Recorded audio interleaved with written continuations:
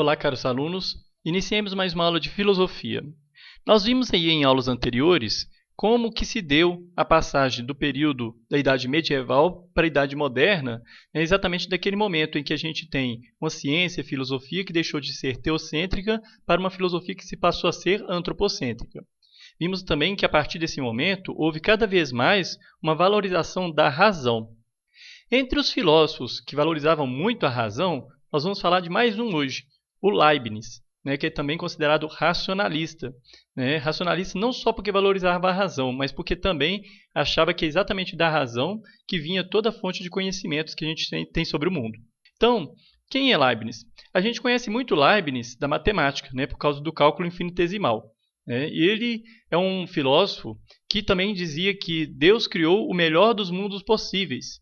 Contra ele, por exemplo, Voltaire vai escrever aquele livro Cândido ou Otimismo, um livro muito legal, quem tiver curiosidade de ler, um livro muito interessante, que exatamente vai fazer uma certa crítica a essa concepção de Leibniz, que nós estaríamos no melhor dos mundos possíveis. Mas vamos falar um pouquinho de Leibniz. Leibniz, ele era um pensador que também fundou essa filosofia racionalista e foi inspirado em Descartes, no cartesianismo. Leibniz ele nasceu em 1646 e morreu em 1716. Nasceu e morreu na Alemanha, durante a Guerra dos 30 Anos. Ele foi filho de um professor de filosofia e, muito cedo, ele entrou em contato com os principais textos filosóficos. Inicialmente, ele dedicou-se à matemática e tornou-se um dos maiores matemáticos de seu tempo. Como eu disse, ele que teve a ideia do cálculo infinitesimal. Também fez várias contribuições para a da física, inventou a máquina de multiplicar, fundou a Academia de Ciências de Berlim, doutorou-se em Direito e dedicou a maior parte da sua vida à política palaciana, ocupando-se de diversos cargos públicos e realizando várias missões diplomáticas, nas quais ele pretendeu realizar o sonho de harmonizar o protestantismo com o catolicismo e reunificar os cristãos. Caído no esquecimento, apesar do prestígio que alcançara, ele acabou falecendo em 14 de novembro de 1716. Então, o que ele vai falar?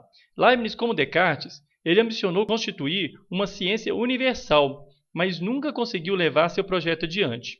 As melhores exposições de seu pensamento encontram-se espalhadas em diversos trabalhos pequenos. Suas ideias, no entanto, formam um todo coerente e sistemático que busca explicar a totalidade das coisas. A lógica tem um papel fundamental nessas explicações. Lógico, ele era matemático. E o Leibniz, matemático, inovou ao conceber a lógica, que até então seguia o modelo aristotélico tomista, como um cálculo matemático. Com isso, ele foi pioneiro na formulação da lógica matemática, ou simbólica, que busca expressar as estruturas e operações do pensamento numa linguagem matemática. Quem assistiu ao vídeo anterior falava sobre Wittgenstein, na filosofia da linguagem. Ela vai ser muito influenciada por isso. Por ser muito técnico, com frequência se torna um autor difícil, podendo ser, por isso, considerado mais um filósofo de filósofos do que de leigos. Uma das principais contribuições de Leibniz para a história da filosofia resulta de seu trabalho em definir a natureza da verdade. Ele analisa as proposições ou afirmações verdadeiras e conclui que em todas elas a noção do predicado está incluída na noção do sujeito. Por exemplo, dizer triângulo tem 3 lados é uma proposição verdadeira, pois a noção 3 lados, o predicado, está incluída na de triângulo, sujeito. Se fosse dito, por exemplo, o triângulo tem 4 lados iguais, teríamos uma proposição falsa, pois a noção 4 lados iguais não está incluída na de triângulo, isto é, ela identifica-se como outro sujeito. A frase verdadeira, então, ela poderia ser representada assim, simbolicamente, por A é igual a A, que seria o quê? A identidade. E a frase falsa por A é não há, a contradição. Trata-se de uma retomada do princípio de não contradição, presente lá na lógica de Aristóteles, que diz que é impossível ser e não ser ao mesmo tempo. Ou seja, é impossível, retomando o exemplo, algo ser um triângulo e ao mesmo tempo ser algo que não é um triângulo, um quadrado, por exemplo. Para ele, a verdade deverá ser sempre expressa pela proposição A é igual a A, ou seja, a identidade. Mesmo quando temos uma proposição do tipo A é B, para conhecer se ela é falsa ou não, devemos analisar e reduzir a noção de B até transformá-la em A e obter a proposição A é igual a A, caso em que a proposição é verdadeira, ou A é não A, caso em que a proposição é falsa. Analisar significa aqui identificar tudo o que está no sujeito. Leibniz reconhece, no entanto, que existem proposições que escapam a essa demonstração. Por mais que recuemos em sua análise, e em suas causas, não chegamos à identidade A igual a A. Por exemplo, se a gente afirmar Dom Pedro I deu o grito do Ipiranga, é uma verdade histórica, um fato que todos nós conhecemos, mas essa verdade não pode ser demonstrada logicamente, pois a noção dar o grito do Ipiranga, o predicado, não poderá ser identificada em Dom Pedro I, o sujeito. Leibniz torna-se, então, o primeiro pensador a formular a distinção entre dois tipos de verdade, as verdades de razão e as verdades de fato. As verdades de razão, então, vamos diferenciar aqui, são aquelas a que uma pessoa chega pela análise lógica dos termos de uma proposição, né? Uma verdade da razão. As verdades de fato são aquelas a que uma pessoa chega depois de examinar os fatos que envolvem a proposição. As primeiras pertencentes ao domínio da lógica e da matemática são eternas, essenciais e metafísicas. As segundas, né, essas verdades de fato, são pertencentes ao domínio das ciências, são temporais, contingentes e físicas, ou seja, elas valem para determinadas condições existenciais. Como as verdades da razão são obtidas numa análise, as proposições necessárias passaram a ser denominadas proposições analíticas, e as proposições contingentes, por sua vez, passaram a ser denominadas proposições sintéticas. Esses conceitos reaparecerão depois em Hume e Kant, como a gente já viu em outros vídeos, né? Filósofos que a gente estudou. As verdades de fato, que não podem ser demonstradas logicamente pelo princípio de não contradição, serão fundamentadas pelo princípio metafísico da razão suficiente. Qual que é esse princípio? Tudo o que existe tem de ter uma causa ou uma razão determinante, isto é, que serve para justificar a priori, ou seja, algo anterior a qualquer experiência, porque algo é assim em vez de ser de outra maneira.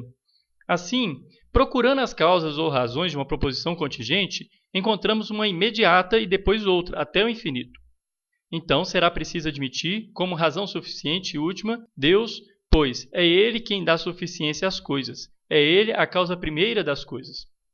Agora que nós entramos naquela crítica que eu falei inicialmente, né, de Voltaire, né, e aí que Leibniz vai falar do melhor dos mundos possíveis.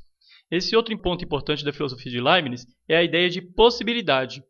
Enquanto as verdades de razão, como as matemáticas, são necessárias, isto é, seu contrário é impossível, as verdades de fato não são necessárias, ou seja, seu contrário é possível. É igual aquele exemplo do Dom Pedro I, deu o grito do Ipiranga, é uma verdade de fato, mas ele poderia, por exemplo, não ter dado o grito. Né? Do mesmo modo, a gente pode dizer que o contrário da proposição o gato é arisco é perfeitamente possível. Isso significa, então, que existem vários possíveis. Será, então, que o mundo poderia ser totalmente diferente? Ou seja, tem um mundo totalmente... Existe a possibilidade de um mundo diferente do que existe? Para Leibniz, isso não é possível, porque Deus é um ser com o máximo de essência ou qualidades, no qual estariam contidas todas as verdades, todo o cosmos, e ele agiria sempre com o máximo de perfeição. Portanto, Deus teria escolhido um mundo composto de uma série de possíveis que se denominam copossíveis, que não se contradizem entre si e que formam a melhor combinação de possíveis. Em outras palavras, como Deus só poderia fazer o melhor possível, este é o melhor dos mundos possíveis. E ele também vai lançar a mão de uma outra teoria, a teoria das mônadas. Na metafísica de Leibniz, ele vai distanciar um pouco da de Descartes, que concebia um universo composto de duas substâncias, né? A gente viu que ele era dualista, como de Spinoza, que defendia a existência de apenas uma substância, Deus, que seria monista. Leibniz, então, ele tem uma concepção diferente de Descartes e de Spinoza. Segundo ele, como não existem dois seres perfeitamente idênticos, é necessário que exista também uma infinidade de substâncias que se agregam diferentemente, formando seres individuais distintos. Mônada, que vem do grego monas, unidade, é como ele designa cada uma dessas substâncias.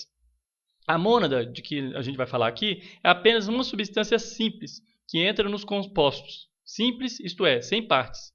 As mônadas seriam centros de atividade não materiais, que comporiam tudo o que existe, desde o grão de areia, o corpo, a mente humana, até Deus, que seria uma grande mônada contendo todas as outras mônadas.